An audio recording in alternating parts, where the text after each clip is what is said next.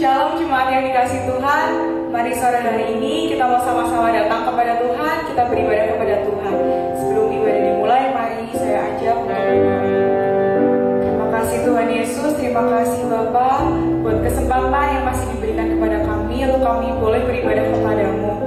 Tuhan, kami beribadah dari rumah kami masing-masing, namun kami percaya lawatanmu hadir ya Bapa. Kau hadir di tengah-tengah kami. Tuhan, biar kau melawat hati kami terlebih dahulu. Biar kau lembutkan hati kami ya Bapa.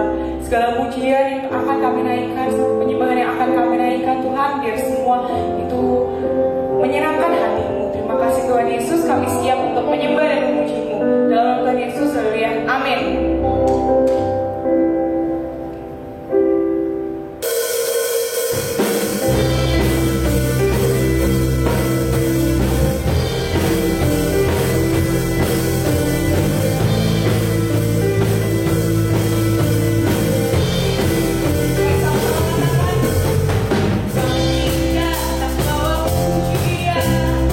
Bersama memuji Tuhan, satukan pada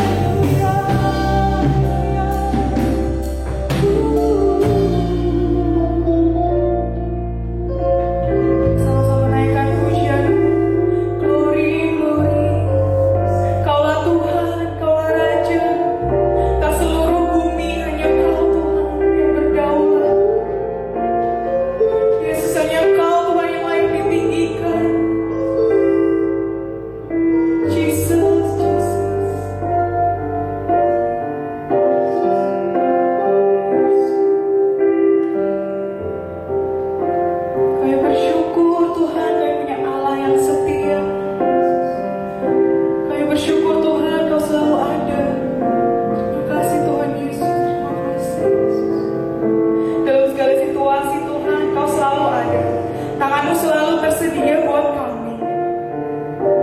Kau tak pernah tinggalkan kami, Tuhan. Kau tak pernah tinggalkan anak-anak-Mu. Terima kasih, Tuhan.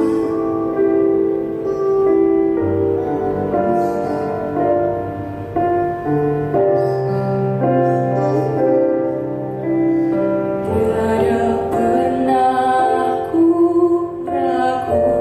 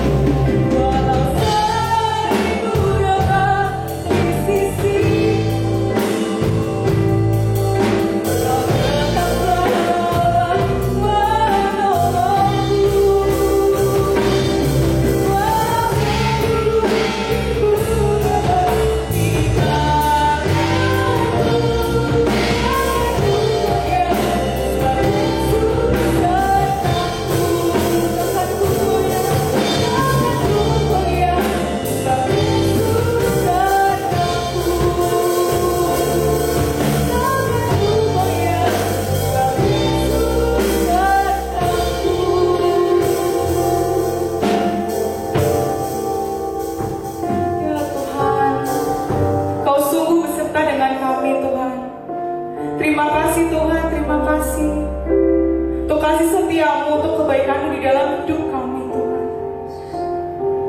Tidak henti-hentinya kami mengucap syukur kepadamu Tuhan. Thank you Jesus. Thank you. Kami tidak perlu khawatir, kami tidak perlu gentar, sebab kami punya Allah seperti-Mu.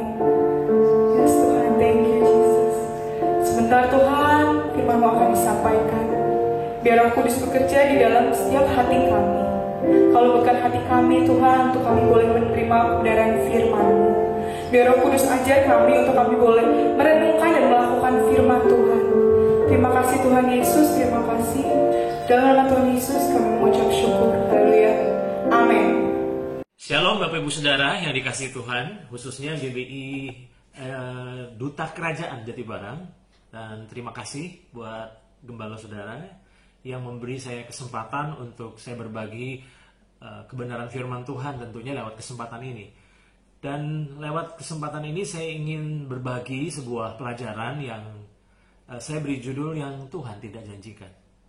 Nah, mengapa saya beri judul yang Tuhan tidak janjikan? Karena selama ini kita telah belajar tentang apa yang menjadi janji-janji Tuhan. Nah, betapa pentingnya juga untuk kita mengetahui apa sebenarnya yang Tuhan tidak janjikan. Bukan hanya sebatas kita mempelajari apa yang Tuhan janjikan, tetapi kita juga perlu tahu apa yang Tuhan tidak pernah janjikan dalam hidup kita. Nah, mengapa pelajaran ini penting untuk kita ketahui? Karena ternyata hari-hari ini goncangan-goncangan yang sedang terjadi, khususnya akibat dari penyebaran virus COVID-19 ini, membuat goncangan-goncangan tersebut akhirnya tanpa sadar menggoncangkan kehidupan banyak orang percaya juga. Nah, itu sebabnya pelajaran ini menjadi penting untuk membuat kita jadi tahu apa yang sebetulnya menjadi kehendak Tuhan buat saudara dan saya. Nah, sebelum kita belajar beberapa ayat, saya ingin mengucapkan satu pernyataan yang penting untuk kita renungkan, yaitu kekecewaan ternyata memaksa kita untuk mengevaluasi harapan kita. Saya ulang sekali lagi, ini penting. Kekecewaan yang kita rasakan ternyata sebenarnya memaksa kita, yaitu saudara dan saya, untuk mulai mengevaluasi ulang harapan-harapan kita. Nah, selama ini tentu kita banyak dikecewakan oleh orang-orang di sekitar kita. Dan termasuk mungkin oleh pasangan kita, oleh orang tua kita. Dan sebenarnya di saat kita mengalami kekecewaan, maka di kesempatan itu sebenarnya kita harus mulai mengevaluasi ulang harapan kita. Karena apa? Karena seringkali mengapa kita kecewa? Karena harapan kita terlalu tinggi. Nah, itu sebabnya mengapa ini menjadi sangat penting untuk kita pelajari. Karena ternyata solusi dari kekecewaan sebenarnya seringkali kita harus sadar bahwa kita tidak dapat mengubah pribadi yang mengecewakan kita. Tetapi kita sebenarnya dapat mengubah harapan-harapan kita. Dan ketika kita mulai mengevaluasi ulang harapan-harapan kita, maka sebenarnya kita diselamatkan dari kekecewaan. Nah, pada saat ini saya ingin berbagi tentunya bukan perihal kekecewaan terhadap sesama. Mengapa? Karena hari-hari ini tidak sedikit orang percaya juga yang sebenarnya sedang mengalami kekecewaan terhadap Tuhan. Mungkin saudara terkejut karena benarkah ada banyak orang yang hari-hari ini sedang mengalami kekecewaan terhadap Tuhan? Mungkin kita tidak mengakuinya, tapi sebenarnya tanpa sadar, di dalam hati banyak orang percaya saat ini sedang bertumbuh kekecewaan bukan terhadap sesama saja, tetapi khususnya terhadap Tuhan. Nah, mengapa kita kecewa terhadap Tuhan? Kapan kita kecewa terhadap Tuhan? Sederhana, kita kecewa terhadap Tuhan saat Tuhan tidak seperti yang kita inginkan. Saat Tuhan tidak seperti yang kita harapkan. Nah, banyak orang-orang percaya hari-hari ini merasa sudah beriman, sudah berdoa, tapi mengapa kok keadaannya tidak bertambah baik? Itu sebabnya tanpa sadar akhirnya kita mulai kecewa. Kita mulai mempertanyakan Tuhan. Kita mulai mempertanyakan, apakah benar Tuhan itu mengasihi saya? Apakah benar bahwa Tuhan itu setia? Nah, itu sebabnya tanpa sadar kalau kita tidak berhati-hati dan kita tidak berjaga-jaga, maka kita sebenarnya sedang mengalami kekecewaan di hati kita terhadap Tuhan. Dan ini sangat berbahaya. Nah, sementara saya merenungkan ini, saya jadi ingat akan tokoh di Alkitab yang kita bisa pelajari khususnya dalam Ayub pasal 2 ayat yang ke-9. Ini adalah contoh seorang yang mengalami kekecewaan terhadap Tuhan. Siapakah dia? Dia adalah istri Ayub. Dan saya akan membacakan dalam Ayub pasal 2 ayat 9. Firman Tuhan berkata, maka berkatalah istrinya kepadanya, masih bertekunkah engkau dalam kesalehanmu? Kutukilah Allahmu dan matilah. Tentu kita tahu latar belakang dari ucapan istri Ayub ini, di mana ketika keadaan benar-benar sungguh membuat akhirnya mereka goncang. Karena malapetaka demi malapetaka terjadi dalam kehidupan mereka. Sampai puncaknya ternyata Ayub mengalami kondisi sakit. Dan di titik itu dia begitu menderita. Dan ketika istrinya melihat anaknya meninggal, seluruh kekayaannya habis, dan suaminya mengalami kondisi sakit, di titik itulah akhirnya tanpa sadar istri Ayub mulai kecewa terhadap Tuhan. Dan kekecewaan itu dia ungkapkan lewat pernyataan ini. Sementara saya renungkan tokoh dari istri Ayub ini, ternyata bukan istri Ayub saja yang pernah mengalami kekecewaan. Karena ternyata sebenarnya kita bisa temukan ada tokoh yang lain di dalam Alkitab yang pernah mengalami kekecewaan terhadap Tuhan. Siapakah dia?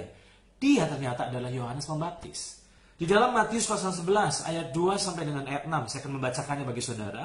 Firman Tuhan katakan, di dalam penjara Yohanes mendengar tentang pekerjaan Kristus. Lalu menyuruh murid-muridnya bertanya kepadanya, engkaukah yang akan datang itu? Atau haruskah kami menantikan orang lain? Yesus menjawab mereka, pergilah dan katakanlah kepada Yohanes apa yang kamu dengar dan kamu lihat. Orang buta melihat, orang lumpuh berjalan, orang kusta menjadi tahir, orang tuli mendengar, orang mati dibangkitkan, dan kepada orang miskin diberitakan kabar baik. Dan yang memberkati saya adalah ayat yang ke-6 dari Matius pasal 11. Apakah itu? Dan berbahagialah orang yang tidak menjadi kecewa dan menolak aku. Nah, mengapa sebenarnya saat itu Yohanes kecewa? Simple, di dalam ayat 2 tadi, karena dia sedang berada di penjara.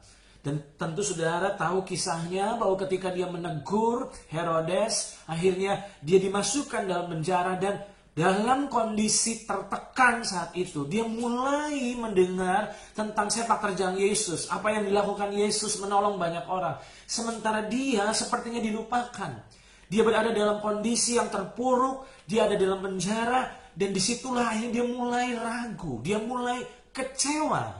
Dan mungkin saudara terkejut, karena Yohanes Pembaptis adalah pribadi yang membaptis Yesus. Dan ketika dia selesai membaptis Yesus, dia mendengar suara berkata, inilah anakku yang kukasihi dan kepadanya lah aku berkenan. Tetapi ketika tekanan-tekanan kehidupan akhirnya membombardir imannya, maka disitulah tanpa sadar akhirnya mulai meragukan Tuhan. Dan nasihat dari Tuhan Yesus begitu luar biasa. Dan saya yakin bahwa nasihat ini bukan hanya ditujukan kepada Yohanes, tapi ini juga ditujukan kepada saudara dan saya. Apakah itu? Dan berbahagialah orang yang tidak menjadi kecewa dan menolak aku. Di sini sebenarnya kita bisa menangkap sebuah pelajaran penting. Bahwa kekecewaan bisa berujung kepada satu situasi di mana akhirnya kita memutuskan kita menolak Tuhan. Kita meninggalkan Tuhan. Itu sebabnya berhati-hatilah, karena kekecewaan tidak bisa kita anggap sepele. Itu sebabnya waspadai, kalau seringkali tanpa sadar iblis mulai menebarkan pikiran-pikiran yang tidak sesuai dengan firman, karena di titik itulah sebenarnya dia sedang menabur benih-benih kekecewaan dalam hati kita. Nah, sementara saya renungkan ini, sadarkah kita bahwa demi menarik banyak orang datang kepada Tuhan, tanpa sadar, ada banyak sekali hamba-hamba Tuhan yang akhirnya tanpa disadari menjanjikan apa yang sebenarnya Tuhan tidak pernah janjikan. Saya ulang, tanpa sadar ada banyak sekali hamba-hamba Tuhan yang menjanjikan apa yang Tuhan tidak pernah janjikan. Mengapa? Karena tanpa sadar kita ingin banyak sekali orang datang pada Tuhan. Tidak heran akhirnya yang kita ucapkan bukan cuma hanya janji Tuhan, tapi apa yang Tuhan tidak janjikan. Demi apa? Demi membuat orang tertarik pada Tuhan. Nah, ketika saya merenungkan ini, sadarkah kita bahwa Tuhan tidak akan pernah bertanggung jawab atas apa yang tidak dijanjikannya? Karena dia hanya bertanggung jawab atas apa yang dijanjikannya. Nah, itu sebabnya hari ini betapa pentingnya untuk kita mengevaluasi. Ada hal-hal yang Tuhan janjikan dan ada hal-hal yang Tuhan tidak janjikan. Nah, lewat kesempatan ini saya ingin berbagi 3 hal saja yang menjadi sebuah perenungan untuk kita, di mana ketika kita melewati masa-masa sulit, biar kebenaran ini boleh menolong kita. Apakah itu yang pertama? Yang pertama, ternyata Tuhan tidak pernah menjanjikan kenyamanan. Saya ulang, ternyata Tuhan itu sebenarnya tidak pernah menjanjikan kenyamanan. Karena yang Dia janjikan adalah penyertaan. Bedakan antara kenyamanan dan penyertaan. Saya masih ingat satu kali ada seorang hamba Tuhan bernama C.S. Lewis. Dia pernah mengucapkan satu statement penting. Dia katakan begini, jika engkau menginginkan sebuah agama yang membuatmu nyaman, saya tidak menyarankan untuk engkau memilih kekristenan. Mengapa hamba Tuhan ini mengatakan hal ini? Karena ternyata hamba Tuhan ini telah memahami kebenaran bahwa ketika kita ikut Tuhan bukan berarti semuanya jadi nyaman. Nah, mengapa? Karena di dalam Lukas pasal 9 ayat 23, Tuhan Yesus sendiri telah mengatakannya. Dia telah berterus terang di depan, bukan di belakang. Di depan dia udah berterus terang kepada orang-orang yang sedang mengikutinya. Apakah itu? Kata Yesus kepada mereka semua, setiap orang tanpa pengecualian yang mau mengikut aku, yang mau berjalan bersama dengan aku, ia harus apa? Menyangkal dirinya, memikul salibnya setiap hari dan mengikut aku. Saya ulang ya, Lukas pasal 9 ayat 23. Setiap orang yang mau mengikut aku, ia harus menyangkal dirinya, memikul salibnya setiap hari dan mengikut aku. Berarti dengan kata lain, sebenarnya Tuhan tidak mengiming-imingi hal-hal yang enak, yang manis kepada kita. Dia sudah jelas katakan di muka. Di awal-awal dia sudah katakan bahwa kalau kita sungguh-sungguh mau ikut Tuhan, maka percayalah ada salib yang harus kita pikul. Ada penyangkalan diri yang harus kita lakukan. Dan di titik itu sebenarnya membuat kita jadi gak nyaman. Tetapi percayalah, ini penting kita pahami. Ingat, Tuhan tidak pernah menjanjikan kenyamanan, tapi yang Dia janjikan adalah penyertaan. Ketika saya merenungkan ini, saya jadi ingat satu tokoh dalam Alkitab yang bisa melukiskan kebenaran ini kepada kita. Siapakah dia? Dia adalah Yusuf. Dan kalau saudara perhatikan, ketika Yusuf dijual ke Mesir, dan ketika saudara bisa mengikuti perjalanan hidupnya dalam Alkitab, ternyata yang luar biasa bahwa Tuhan selalu menyertainya. Ketika dia berada di rumah Potifar, Tuhan menyertainya. Ketika dia berada di penjara, Tuhan menyertainya. Tetapi yang aneh, penyertaan Tuhan tidak membuat akhirnya semuanya jadi mulus, semuanya jadi nyaman. Tetapi kita perhatikan baik-baik bahwa ternyata yang Tuhan janjikan adalah bukan kenyamanan, tetapi yang Tuhan janjikan adalah penyertaan. Itu yang pertama. Yang kedua, ada 3 hal yang kita pelajari. Yang kedua, ternyata Tuhan tidak pernah menjanjikan kemudahan. Saya ulang, Tuhan tidak pernah menjanjikan kemudahan bagi kita yang mengikuti Dia. Karena sebenarnya yang Dia janjikan adalah kemampuan. Nah, tanpa sadar, sebenarnya motivasi banyak kita ikut Tuhan demi apa? Demi kemudahan. Itu sebabnya hati-hati, jangan jadikan Tuhan sebagai pintu keluar dari kesulitan hidup. Dan jangan menjadikannya sebagai pintu masuk untuk menuju kemudahan hidup. Nah, mengapa ini penting saya suarakan? Karena ada banyak orang yang mengeluh kepada saya dan berkata seperti ini. Mengapa ya? Semakin saya sungguh-sungguh sama Tuhan, kok hidup jadi tambah susah? Mengapa kok hidup jadi tambah berat? Nah, ketika kita amati statement dari orang tersebut, berarti tanpa sadar, sebenarnya motivasi orang itu sungguh-sungguh sama Tuhan demi kemudahan. Padahal sebenarnya Tuhan tidak pernah menjanjikan kemudahan, karena yang Tuhan janjikan adalah kemampuan. Ketika kita membaca dalam Filipi 2 ayatnya yang ke-13, saya akan bacakan bagi saudara. Firman Tuhan berkata, karena Allah lah yang mengerjakan di dalam kamu, baik kemauan maupun pekerjaan menurut kerelaannya. Di dalam terjemahan yang lain, kata pekerjaan adalah ternyata kemampuan. Jadi Tuhan itu mengerjakan dalam diri saudara saya 2 hal, kerinduan dan kemampuan. Roh Kudus yang tinggal dalam diri saudara dan saya adalah rahasia kemampuan kita. Tanpa Dia, kita tidak mampu. Tapi bersama dengan Dia, kita menjadi mampu. Dan bukan kita yang mampu, karena tapi Roh Kuduslah yang memampukan kita. Nah, itu sebabnya ingat, Tuhan tidak pernah janjikan kemudahan. Tetapi yang Dia janjikan adalah kemampuan.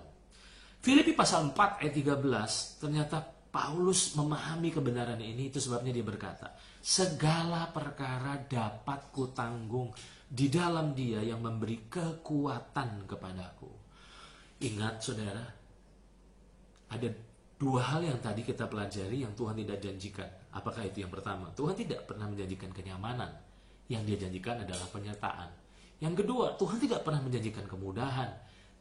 Karena yang dia janjikan adalah kemampuan. Ya, tanpa dia kita tidak mampu. Tapi bersama dengan dia kita pasti mampu. Yang ketiga, apakah itu? Yang ketiga, saya mencatat bahwa ternyata Tuhan tidak pernah menjanjikan hal yang baik selalu terjadi dalam hidup kita. Karena yang dia janjikan adalah dia mengubah semuanya menjadi kebaikan. Nah, mengapa poin ketiga ini penting? Karena tanpa sadar, banyak orang percaya yang tidak siap. Ketika kita sungguh-sungguh sama Tuhan, ketika kita mulai percaya Tuhan, berjalan dengan Tuhan, maka kita berpikir mau semua yang terjadi dalam hidup kita pasti adalah hal-hal yang baik. Tapi saya mau katakan kepada saudara, Tuhan tidak pernah menjanjikan itu. Yang Tuhan janjikan adalah Tuhan mengubah semuanya menjadi kebaikan. Dari mana kita bisa tahu ini? Dari Roma pasal 8 ayat 28. Apakah itu? Saya akan membacakannya. Kita tahu sekarang bahwa Allah turut bekerja dalam segala sesuatu untuk mendatangkan kebaikan. Jadi yang Tuhan janjikan bukan cuma hal-hal yang baik yang selalu terjadi. Ketika kita sungguh-sungguh sama Tuhan, ada hal-hal yang tidak baik diizinkan terjadi. Tapi yang Tuhan janjikan, dia bisa mengubah semua yang tidak baik selalu jadi kebaikan pada akhirnya. Nah, itu sebabnya betapa pentingnya kita memahami ini. Kalau tidak, maka kita pasti akan jatuh dalam kekecewaan. Sementara saya renungkan ini, saya kembali ingatkan saudara dan saya tentang satu tokoh yang bisa menjelaskan hal ini kepada kita dari perjalanan hidupnya. Siapakah dia? Yusuf. Ketika Tuhan menyertai Yusuf, bukan berarti semuanya mulus. Dia difitnah, dia dijual.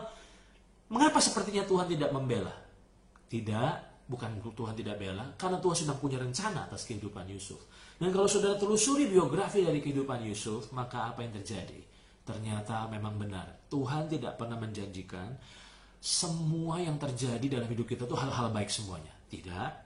Tapi yang Tuhan janjikan adalah Tuhan akan mengubah semuanya menjadi kebaikan. Dan kita bisa lihat dalam diri Yusuf bahwa ternyata kehebatan Tuhan dan kesetiaan Tuhan yang luar biasa adalah semua yang buruk diubah dalam hidup Yusuf menjadi kebaikan. Nah, kita akan baca dalam Kejadian pasal 50 ayat 20. Apakah itu? Saya akan bacakan. Kejadian pasal 50 ayat 20. Memang kamu telah mereka-rekakan yang jahat terhadap aku, tetapi Allah telah mereka-rekakannya untuk kebaikan. Dengan maksud melakukan seperti yang terjadi sekarang ini, yakni memelihara hidup suatu bangsa yang besar. Ingat, saat kakak-kakaknya menjual jadi budak, tidak ada niat baik sebenarnya. Tapi Tuhan mengubah yang tidak baik menjadi kebaikan bagi Yusuf. Saya yakin hari-hari ini memang tidak mudah. Hari-hari ini memang sangat tidak nyaman. Hari-hari ini memang goncangan demi goncangan membuat akhirnya hampir-hampir mungkin damai sejahtera kita tercuri. Tapi ingat baik-baik saudara, fokuslah terus pada Tuhan. Dan ingat, saudara perlu bisa membedakan apa yang dia janjikan dan apa yang dia tidak janjikan. Ingat, ada 3 hal yang kita pelajari hari ini. Yang pertama, Tuhan tidak pernah menjanjikan kenyamanan. Yang dia janjikan adalah penyertaan. Saudara masih ingat perjalanan bangsa Israel di padang gurun? Tidak nyaman, tapi Tuhan selalu menyertai mereka. Lewat tiang awan, tiang api, Tuhan selalu menyertai mereka. Ingat, Tuhan tidak pernah menjanjikan kenyamanan karena yang dia janjikan adalah penyertaan. Yang kedua, Tuhan tidak pernah menjanjikan kemudahan. Bahkan bukan berarti bahwa ketika kita berjalan dengan Tuhan semuanya jadi mudah. Tidak. Tapi ingat baik-baik, Tuhan janjikan kemampuan. Dari mana kemampuan itu? Dari Roh Kudus yang tinggal dalam diri saudara dan saya. Yang ketiga, apa yang dia tidak janjikan? Yang ketiga adalah Tuhan tidak pernah menjanjikan kalau kita berjalan dengan dia, maka semua hal-hal yang baik saja yang terjadi. Yang dia janjikan bahwa ada hal-hal yang tidak baik sepertinya. Tapi Tuhan janji semua itu dia ubah menjadi kebaikan. Saya yakin hari-hari ini justru Tuhan semakin nyata dalam hidup kita. Tuhan akan semakin menyatakan dirinya dalam hidup kita. Karena Paulus katakan justru dalam kelemahanlah kuasa Tuhan itu sempurna. Itu sebabnya tetap optimis, karena dasar optimisme kita bukan dari luar, tapi dari kehadiran Tuhan yang di dalam. maju terus di dalam Tuhan dan alami Tuhan. Dan saya yakin lewat masa-masa ini kita selama ini mungkin dengar Tuhan dari kata orang, tapi lewat pengalaman-pengalaman sulit-sulit yang hari-hari Tuhan izinkan terjadi, justru kita jadi punya pengalaman pribadi yang nyata bersama dengan Tuhan. Ingat saudara, hati-hati, Tuhan sudah ingatkan, berbahagialah orang yang tidak kecewa dan menolak aku. Kita tidak boleh kecewa sama Tuhan, karena memang dia adalah pribadi yang terbaik dalam hidup kita. Ingat, bedakan apa yang dia janjikan dan apa yang tidak dia janjikan. Selamat mengalami Tuhan, dan Tuhan memberkati saudara. Haleluya. Bapak Ibu yang dikasihi oleh Tuhan, saya percaya Bapak Ibu diberkati oleh firman Tuhan yang barusan kita dengar. Saya berdoa kiranya kebenaran yang baru kita dengar ini menjadi sebuah kekuatan baru untuk jalani hari-hari kita. Apapun yang kita hadapi, percayalah, kalau kita bergerak dari janji Tuhan, maka kita tak akan pernah mengalami kekecewaan. Karena Tuhan berjanji, Dia mau menyertai kita. Tuhan berjanji bahwa Dia akan kasih kita kemampuan. Bahkan dalam situasi yang sulit bagaimanapun, Tuhan turut bekerja dalam segala sesuatu untuk mendatangkan kebaikan bagi kita. Oleh sebab itu, mari renungkan kembali firman Tuhan tadi. Jangan menjalani kehidupan, jangan bergerak dari apa yang justru bukan janji Tuhan. Ingat 3 poin yang kita dengar tadi, Bapak Ibu, bahwa Tuhan tidak pernah menjanjikan kenyamanan, tapi Tuhan berjanji Dia menyertai kita. Tuhan tidak berjanji memberikan kemudahan dalam hidup ini, tapi Tuhan justru berjanji Dia akan kasih kita kekuatan, kemampuan untuk hadapi semuanya. Bahkan yang terakhir, bahwa Tuhan tidak pernah berjanji dalam seluruh perjalanan hidup kita semuanya akan baik-baik saja. Tapi Tuhan berjanji, apapun yang kita lalui, apapun yang kita hadapi, sesulit apapun perjalanan kita, Tuhan turut bekerja dalam segala sesuatu untuk mendatangkan kebaikan buat setiap kita. Kiranya kebenaran tadi menjadi kacamata baru buat kita untuk melihat segala situasi, melihat semua keadaan, menjalani kehidupan kita bukan lagi dengan kekecewaan, bukan lagi dengan kekalahan, tapi dengan sebuah pengharapan di dalam Kristus, pengharapan yang tidak pernah mengecewakan. Mari bersama kita naikkan pujian, kita akan selesaikan ibadah kita hari ini. Penyertaan Tuhan sempurna dalam hidup kita. Thank you Jesus. Penyertaanmu sempurna, rencanamu nyaman, aman dan sejahtera, melalui pengabadian. Ingin ku selalu bersama, merasakan keindahan.